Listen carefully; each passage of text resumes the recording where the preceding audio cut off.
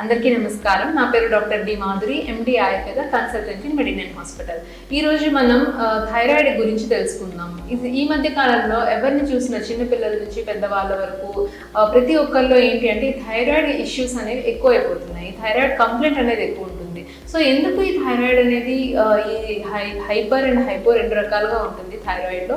So ఎందుకు ఈ thyroid issues వస్తున్నాయి అంటే మెయిన్గా వచ్చేసి ఇది హార్మోనల్ ఇంబ్యాలెన్స్, అట్లాగే మెటబాలిక్ డిజార్డర్ అనమాట. సో ఎప్పుడైతే ఈ థైరాయిడ్ గ్లాండ్ అనేది మనకి నెక్ దగ్గర బటర్ఫ్లై షేప్లో ఉంటుంది. సో ఇది ఏంటి అంటే మనకి థైరాయిడ్ హార్మోన్స్ అనేది రిలీజ్ చేస్తుంది.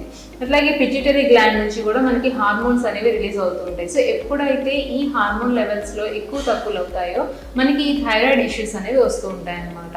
సో ఈ T3, T4 లెవెల్స్ అనేవి బాగా తక్కువ అయిపోయి TSH లెవెల్స్ బాగా ఎక్కువ ఉంటే మనం దాన్ని హైపోథైరాయిడిజం అంటాము. అట్లాగే T3, T4 లెవెల్స్ బాగా ఎక్కువ అయిపోయి TSH లెవెల్ బాగా తగ్గిపోతే కనుక దీన్ని మనం హైపర్థైరాయిడిజం అంటూ ఉంటాం. సో హైపోకి హైపర్కి డిఫరెన్స్ ఏంటి అంటే హైపోథైరాయిడిజంలో అంటే అన్ఎక్స్పెక్టెడ్ వెయిట్ గెయిన్ ఉంటుందన్నమాట. సో ఏమైనా తిన్నా సరే తినకపోయినా సరే వెయిట్ గెయిన్ అనేది ఎక్కువ ఉంటుంది. అట్లాగే బాగా నీరసంగా ఉండడము, అసలు ఆకలి వేయకపోవడము, ఏం తిన్నా సరిగా డైజెషన్ అవ్వకపోవడం, అంటే మందాగ్ని ఉంటుందన్నమాట. అంటే తీసుకున్న ఫుడ్ అనేది ఈజీగా డైజెషన్ అనేది అవ్వదు, చాలా బ్లోటింగ్ ఉంటుంది, అట్లాగే ఇరిటేషన్ ఉంటుంది. సో అన్వాంటెడ్ హెయిర్ ఉంటుందన్నమాట. అంటే ఫేషియల్ హెయిర్ అనేది ఎక్కువ లేడీస్లో చూస్తూ ఉంటాము.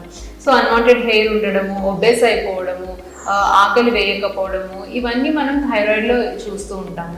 సో ఈ థైరాయిడ్ ఇష్యూస్ ఉండడం వల్ల ఏమవుతుంది అంటే ఇన్ఫర్టిలిటీ వచ్చే అవకాశాలు కూడా ఉంటాయన్నమాట. సో నెక్స్ట్ వచ్చేసి హైపర్ థైరాయిడిజంలో ఏమవుతుంది అంటే వెయిట్ అనేది లాస్ అవుతారు. అంటే సడన్గా వెయిట్ అనేది తగ్గిపోవడం చూస్తూ ఉంటారు. అట్లాగే ఆకలి బాగానే ఉంటుంది, అంటే విపరీతమైన ఆకలి ఉంటుంది, కానీ వాళ్ళ వెయిట్ చూస్తే మాత్రం చాలా లీన్గా ఉంటారు. అట్లాగే కొంచెం దూరం నడిచినా నీరసంగా ఉండడము, దేని మీద సరిగ్గా కాన్సన్ట్రేట్ చేయలేకపోవడము, ఇవన్నీ మనం హైపర్థైరాయిడిజంలో చూస్తూ ఉంటాము. సో దీనికి ఏంటి అంటే సప్లిమెంటేషన్స్ అనేవి ఉండాలి. సో ఫుడ్లో కూడా కొన్ని చేంజెస్ చేసుకోవాలి. అంటే ఏంటంటే ఎక్కువ జంక్ ఫుడ్స్ అనేవి, బయట ఫుడ్స్ అనేవి అవాయిడ్ చేసుకొని only homely foods, fried items ఇలాంటివన్నీ అవాయిడ్ చేసుకోవాలన్నమాట. సో దీంతో పాటు మెడిసిన్స్ అనేవి ఇమీడియట్గా, అంటే ఇప్పుడు ఆయుర్వేదిక్లో ఇమీడియట్గా ఎవరికన్నా థైరాయిడ్ ఉంది అని రీసెంట్గా డిటెక్ట్ అయిన వాళ్ళలో ఏంటంటే ఇమీడియట్గా మీరు ఆయుర్వేదిక్కి అప్రోచ్ అవ్వండి. ఎందుకంటే ఆయుర్వేదిక్ ట్రీట్మెంట్లో మీరు ఇనీషియల్గా డిటెక్ట్ అయిన థైరాయిడ్ కేసెస్లో మనకి చాలా త్వరగా రిజల్ట్ అనేది ఉంటుంది. అట్లాగే ప్రొలాంగ్డ్గా లైఫ్ లాంగ్ యూజ్ చేయాల్సిన అవసరం కూడా లేదు. సో ఏంటి అంటే ఇమీడియట్గా మీకు డిటెక్ట్ అయిన వెంటనే ఆయుర్వేదిక్ హాస్పిటల్కి అప్రోచ్ అయ్యి మీరు ట్రీట్మెంట్ తీసుకుంటే కనుక దానికి సర్టెన్ టైం పీరియడ్ వరకు మెడిసిన్ వాడి తర్వాత దాన్ని డైట్తో మెయింటైన్ చేసుకోవచ్చు. అదే అలోపతిలో అయితే ఇనీషియల్గా స్టార్ట్ చేసిన తర్వాత ఇంకా లైఫ్ లాంగ్ వాడాల్సి వస్తుంది. అండ్ అలోపతి వాడుతూ కూడా ఆయుర్వేదిక్కి షిఫ్ట్ అవ్వాలన్నా సరే కొన్ని రోజులు వాటితో పాటు ఈ మెడిసిన్స్ వాడుకుంటూ ఉండాలి.